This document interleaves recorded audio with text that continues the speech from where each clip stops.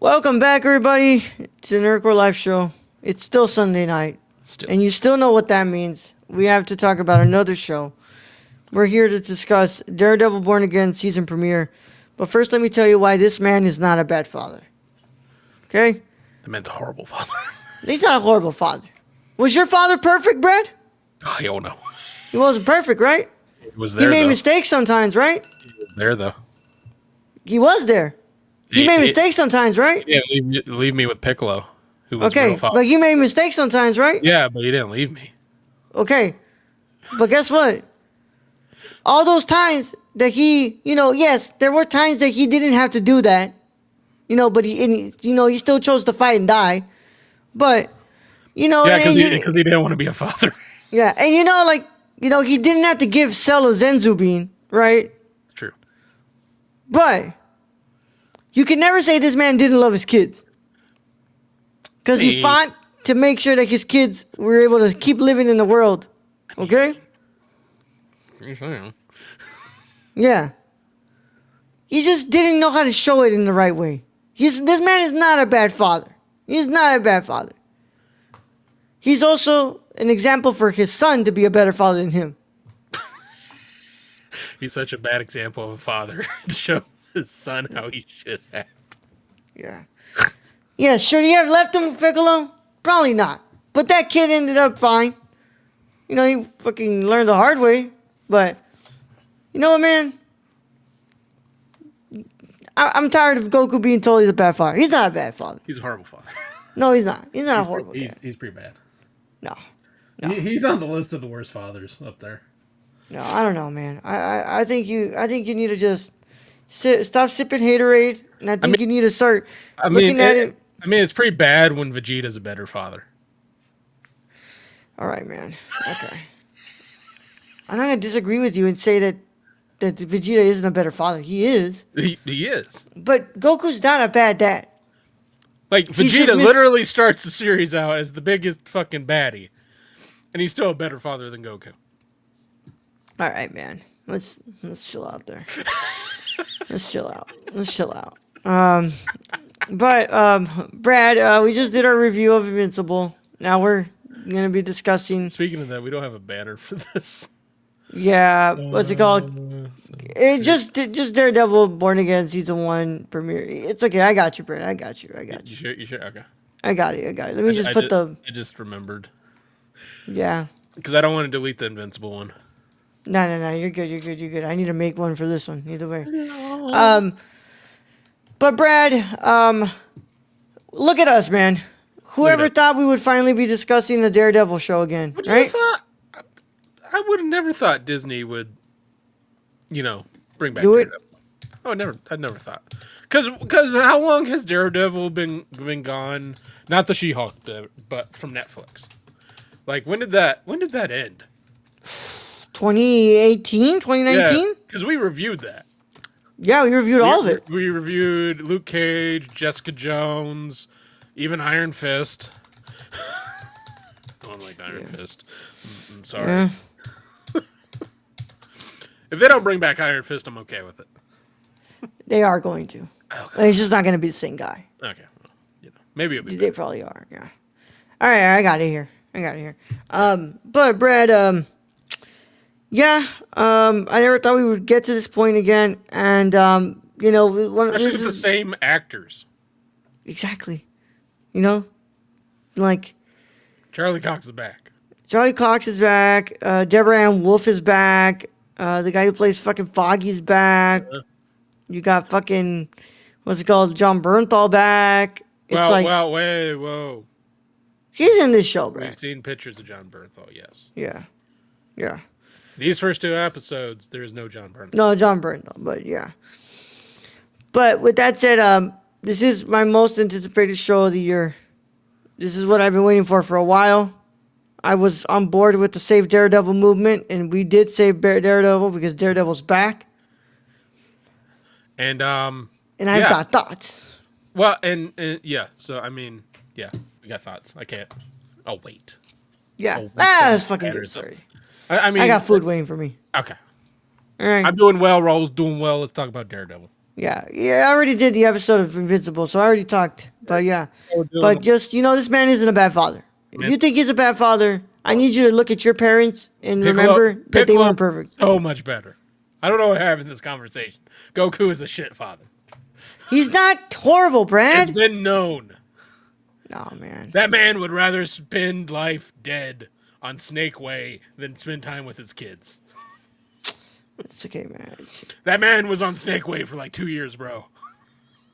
It's all good, man. Sometimes you just have opinions, right? And those opinions those aren't opinions; those are facts. Goku is a horrible father. I don't know, man. I don't know. Look into your soul. All right, Brad. Let's go ahead and do this. So if you haven't watched the first 2 episodes of Daredevil Born Again, you should probably get out of here. You care about spoilers, but if you don't care about spoilers, go ahead and stay. Or you've already seen the episode. This is your one and only spoiler warning. Is in effect after these words from our sponsors in 5, 4, 3, 2, 1. Today's episode of the Nerdcore Live Show is brought to you by SeatGeek. Whether you want to see your favorite band, sports team, or comedian, SeatGeek has you covered. We're proud to be partnering with SeatGeek to offer you $10 off with code TheNerdCore. That's $10 off your first order at SeatGeek.com with code THENERDCORPS. So take a seat at your next live event with SeatGeek. Thank you. Now let's get back to today's video. All right, Brad. So the way that we do this is read the info on both of these, and then we'll go from there. But yeah, Daredevil Born Again, Season 1, Episode 1. And I say this because the Season 2 is already confirmed to be happening. Yeah, you don't, no shit. Yeah. It's just an echo. Yeah. Heaven's Half Hour. Matt Murdock gives up the mask. Wilson Fisk has his sights set to new heights. Episode is directed by Justin Benson and Aaron Moorhead. Created for television by Dario Scardapan, Matt Corman, and Chris Ord. Written by Dario Scardapan. Executive story editor is Catherine Blair. Staff writer is Devon Kliger. And of course, Daredevil, based on Daredevil, created by Stan Lee and Belle Everett. And it stars, of course, Charlie Cox. That's what we're talking about, Daredevil. So it stars Charlie Cox, Vincent D'Onofrio, Margarita Levieva. Is she Heather? Is she Vanessa? No, that's Heather. Okay. The reporter. Got it. Okay. No, not the reporter. The girl, the therapist. Yes. Yeah. Okay. Artie Frushan, Nikki M. James, Ayelet Zurer, that is who plays Vanessa. Michael Gandolfini, who is James Gandolfini's son. Sabrina Guevara, Clark Johnson, Jania Walton, and of course Wilson Bethel, Eldon Henson, Deborah Ann Wolf, and way more people. A lot of people. A lot of people in this show. A lot of people in there. Yeah, a lot of people in the show. All right, episode 2 titled Optics. Matt Murdock gets a new client who's more than he claims to be. Fisk learns the power of optics. Episode is directed by Michael Cuesta. And of course, created for television by Dario Scardapan. Matt Corman, Chris Ord. Written by Matt Corman and Chris Ord. Executive story editor is Catherine Blair. Staff writer is Devin Kliger. And based on Daredevil by Stan Lee and Bill Everett.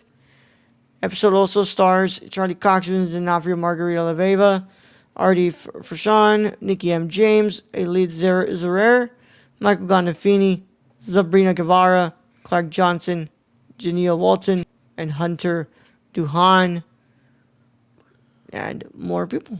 Duhan. Sorry. Duhasmich. I know. Yeah. Bro got what I was going. Yeah. Little Rammstein. Heather Glenn's book is titled "Live Without Fear." The subtitle of the Daredevil comic book is "The Man Without Fear." Yeah. Wilson Fisk alludes to the Punisher and Spider-Man in his New Year's Eve address. Vigilantes with a skull on their chest and dressed as a spider. Yeah. Do you think we're seeing Kingpin and Spider-Man? Probably, Brad. Probably. I mean, depending on what Sony fucking does. Yeah. I'm going to go ahead and throw it to you first, Brad. I'm going to let you...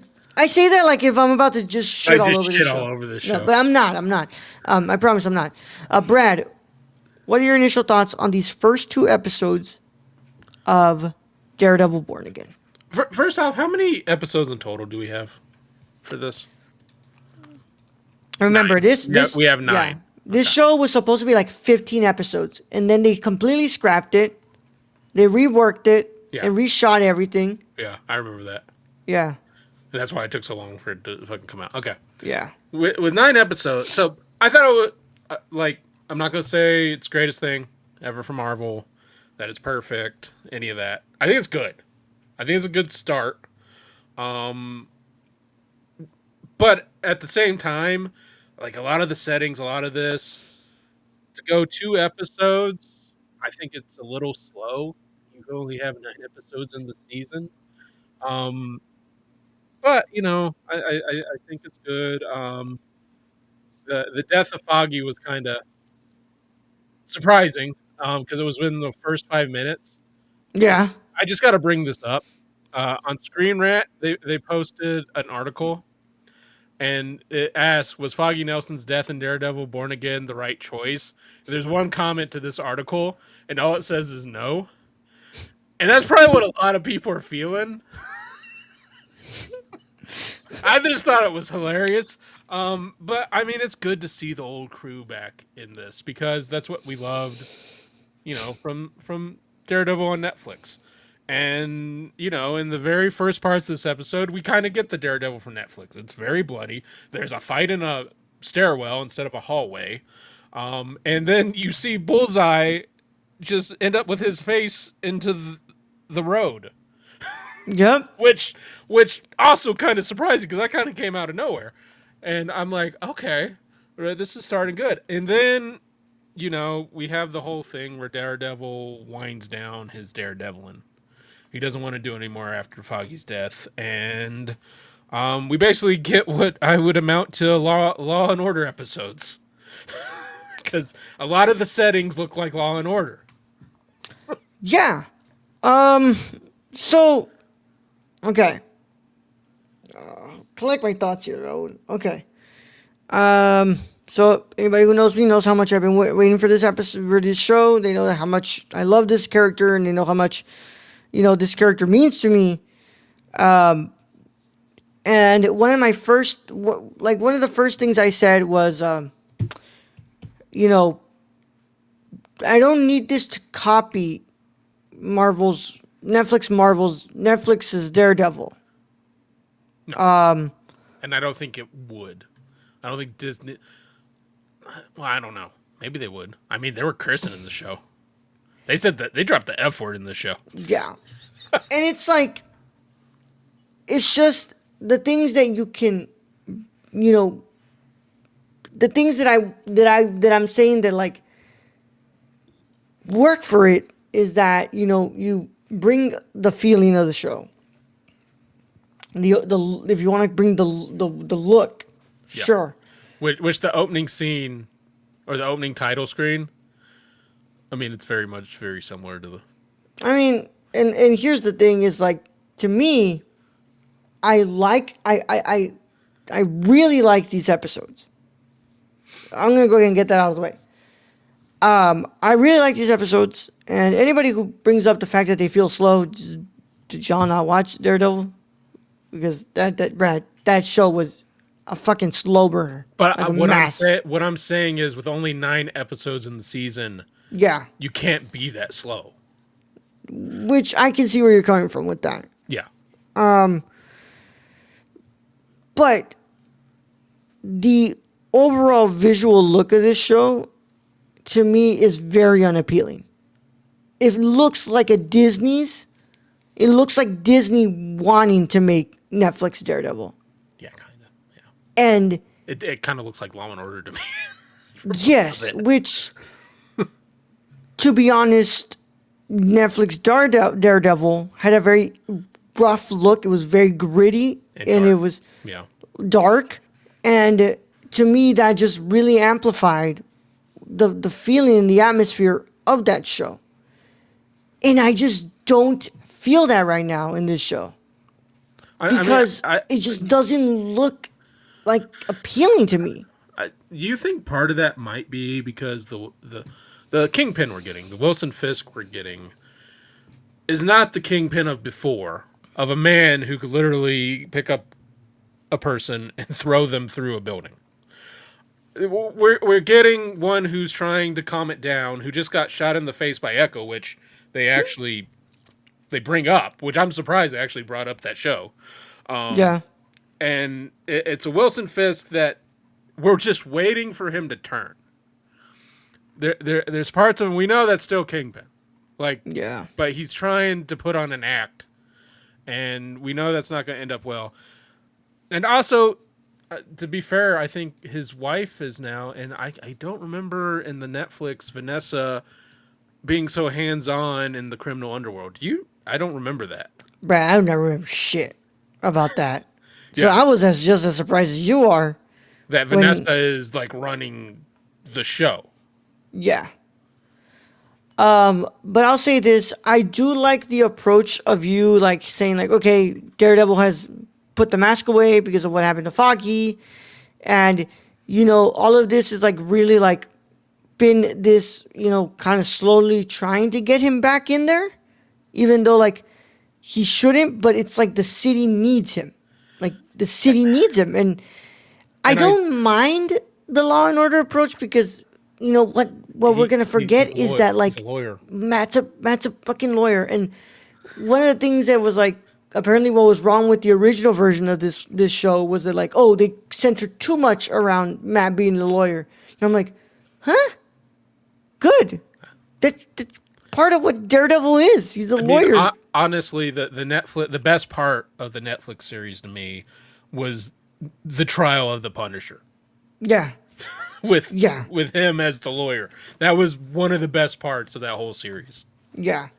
But I think that they have a good approach to the story. I do love how how much they're at each other's throat here with Fisk and Daredevil. And like and it's not like they don't show the anger. No, it's kind of like there's resentment. There's underlying beneath the surface. It's about to blow. Yeah, and it's only a matter of when it's going to happen. Yeah, not if, it's when it's going to happen, because it's like Fisk is like, hey, let's go. I know exactly what you can do, and if you get back into that, like I will deal with that. And I think I think Matt actually really does try to stay out of that. But just like Marlon Brando, he was pulled back into that life. Yeah. And I mean the fucking he basically bashed a cop's head in with a refrigerator. That scene. We broke the fucking no-kill rule. The no-kill rule, the Daredevil no-kill rule. We broke it in like the first two episodes, which I don't mind. And I love that scene, Brad. I love like the way he ends. He's just screaming because it's like, it's Matt realizing like, I think I have to come back. I mean, and I think I like what they're doing with BB and that whole on the street reporting, talking to the individuals of New York, and they're all going like, yeah, the city's much horrible without Daredevil, but then you have others that be like these mass vigilantes that just fucking run around in pajamas, fucking making shit worse. Yep. But yeah, man. Brad, what do you think, Brad? Like, what do you think about these new characters that we have in here, like White Tiger and the therapist? White Tiger. Well, I guess White Tiger does get mentioned. Yes. Yeah, in the second one. Yes, in the second one. Yeah. Okay. I think it's a very interesting concept because they don't know the guy they're talking to is also a vigilante. And it's kind of in that perspective where Matt's like talking to White Tiger and he knows he's White Tiger, but White Tiger doesn't know he's Daredevil. So it's a whole kind of gamut of like, okay, so you get to know him, but you can't reveal that information like about you to him. Mm-hmm. You think that would make him feel a little better, a little more at ease that, you know, maybe. Yep. Maybe. Yep. I don't know. But I think it's very I think they're making very interesting like portrayals of like the police force and how some of these police force have Punisher logos tattooed on their necks. I think that's interesting. Yep. And that makes me wonder how that's going to evolve into the future because we know how Frank Castle can be, and I don't think he's going to appreciate that. No, I don't think he is. I was also going to bring up, look, man, I get it. You want to start this episode. You want to start this series. You want to, let them know, like, okay, we mean business. We're back to how it used to be. And, like, we want to make sure that you guys are on for this ride. Do you have to start this with the whole fucking one take in the first 15 minutes of this show? Like, how much... After killing Foggy. Like, how much more do you need to, like, spell it out to the audience? Like, oh, we're not. This isn't your regular Disney product. Like, if you like Netflix Daredevil, like, this is it. I'm like, okay, bro. Like, to me, that's where it's a great one take, by the way. Yeah, but to me, I think the episode peaks there. That's the thing is, I think, I mean, you have the fight with Bullseye, and you're right, the episode peaks there. With Bullseye just being slammed down to the ground. Which I thought was fucking amazing and hilarious at the same time. Yeah. And also, it just shows you how broken Matt was. Oh yeah, man. You just that moment up there where he's just like why, like, and here's one thing though. I'm gonna bring this up right now. What I really have been enjoying the most about this is the way that we're concentrating on the other senses of Matt. Like you're realizing, like, oh, he heard Foggy die. Yeah. Like, you can hear these people who are in trouble. Well, I mean, he can hear through walls. Yep. It's that powerful. And he can hear people's heartbeats. Mm-hmm. And he can hear people's, like, their heartbeats, their pulses, their, like, the blood flowing through their veins. He can tell when there's somebody stressed. Yeah. So I really have been enjoying the way that we've been concentrating on that, especially in these first two episodes. Because you're like, okay, you're remembering, like, okay, yeah, Matt is blind, but of course these other senses are amplified now. I do have a question on the therapist. Do we really need a love interest? Matt's always going to have interest in these shows, man. If Karen's He's always going to. It's either Elektra, it's either fucking Karen, it's Wilson fucking Fisk therapist, counselor. Remember, it was Rosario Dawson counselor. At one point too. Yeah. She-Hulk. Yeah. I did find a post on I found a post on Facebook that said, like, what's it called? Matt Murdock know what that pussy tastes like before it even walks in the door. It's fucking funny. Yeah. Yeah, it's like yeah. What's it called? Matt Murdock knows what that pussy tastes like before he walks in the door. Oh dear God. Okay. Moving on. Hold on, I want to find this fucking post again. I sent it to Alex. That shit made him laugh so hard. I think there's very interesting takes that this show can go to, but I think 9 episodes is going to limit it, personally.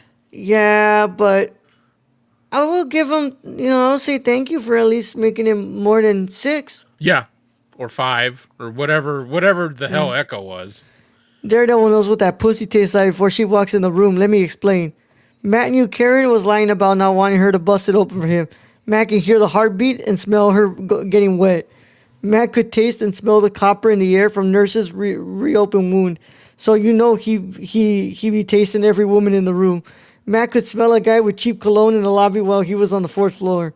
Matt knows what you had for breakfast. His senses are crazy strong. Matt already knows if she's feeling him before she does. He can feel the vibration of her pussy pulsating. You know you didn't have to read all of it, right? Last sentence is, I'm sorry if you look at Daredevil differently. Jesus Christ. Bruh. Some people need to stay off the internet. I mean, is he wrong, though? I'm no comment. I'm not going there. Is he wrong, Goku's though? a horrible father. Shut up. Look, man.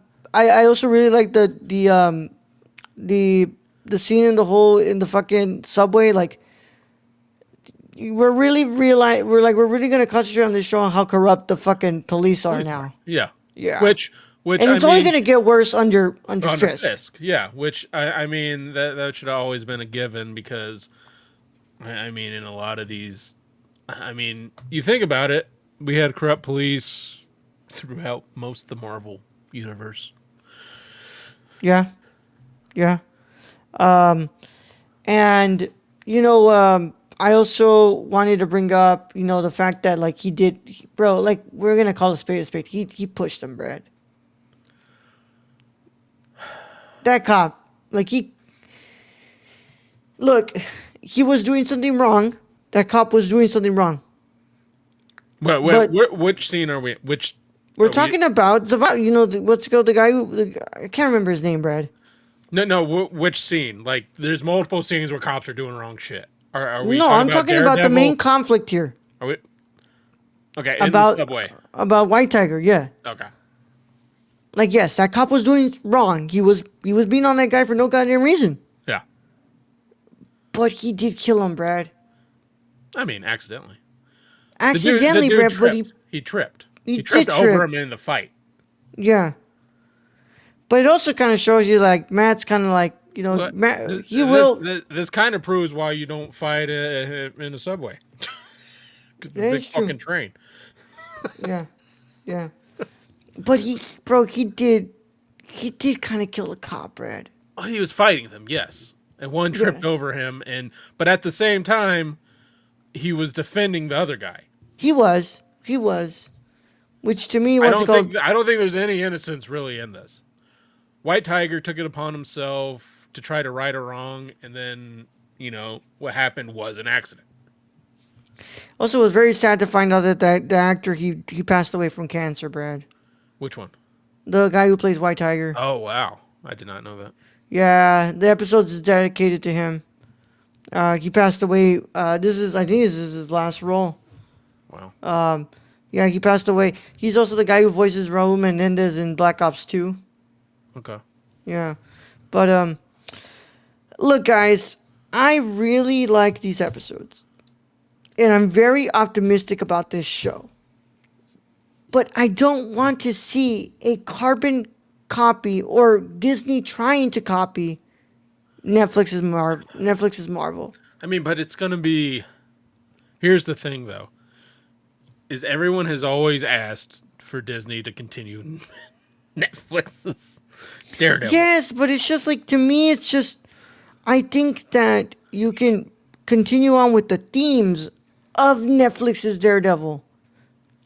But don't try to give me this, like, fucking washed up version of it where if you're going to try to copy it, can at least get the look right. Yeah. I mean, yes. But at the same time, I think, Disney is trying to make something that's grittier that you wouldn't expect on Disney. And let's be real here. The first, 10 minutes of this show, there's probably more blood than was in a lot of other Disney hero shows. So, I mean, they are, to me, they're trying.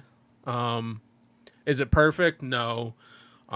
Is it up to the Netflix standards in my mind right now? Not really, but I am interested going forward in what is going to happen because they're putting the pieces in places and I think it's going to get interesting. It's just I don't know if they're going to be able to do it in 9 episodes. Yeah.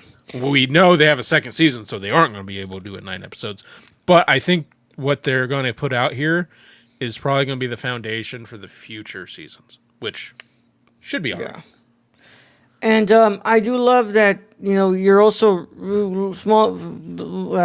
Last thing before we move into the final verdict, but I do like that he's listening to the sermon, and he still hasn't really gotten the strength to go back in there. Like Yeah. he's like, this whole thing has not just fucked with his superhero identity, but it's also fucked with his faith. Yeah, So I mean, and that's always been the big thing of Daredevil, is that Daredevil struggles, with what he should do in a lot of instances on, the I Catholic think- guilt. yeah, The Catholic guilt. yeah, and being a superhero, like, does he have that responsibility to help anyone he can? Yeah. So, Brad, I give episode 1 an 8 out of 10, and I give episode 2 an 8.5. I think that these are really good episodes, and I really, really like them. I'm not in love with this series yet, and that I'm also gonna go ahead and just let you guys know that's my thoughts on also the way I feel about the next episode. I'm not in love with the series just yet. Yeah. I'm not in love with it yet. It's good. It's really, really good. But I'm just not there where I'm in love with it yet. But Brad, what are your final verdicts on episode 1 and 2? I'm going to agree with you. I think episode 1's an 8, episode 2 is an 8.5 for those exactly what you said. It's nothing surprising me right now. I mean, it's good to see all the cast kind of back that we had before. But I kind of agree with you. It's not as gritty as the Netflix version.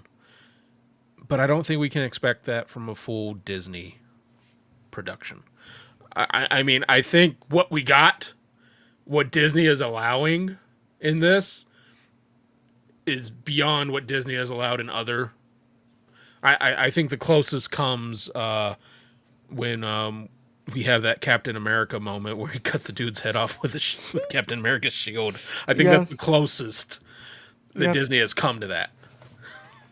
Yeah. Also, I really like how fucking Disney really wants me to watch Echo, by the way. We already did that. Don't want to do it again. Don't want to do it again. I am very surprised they even brought up Echo with how much people just dislike that show.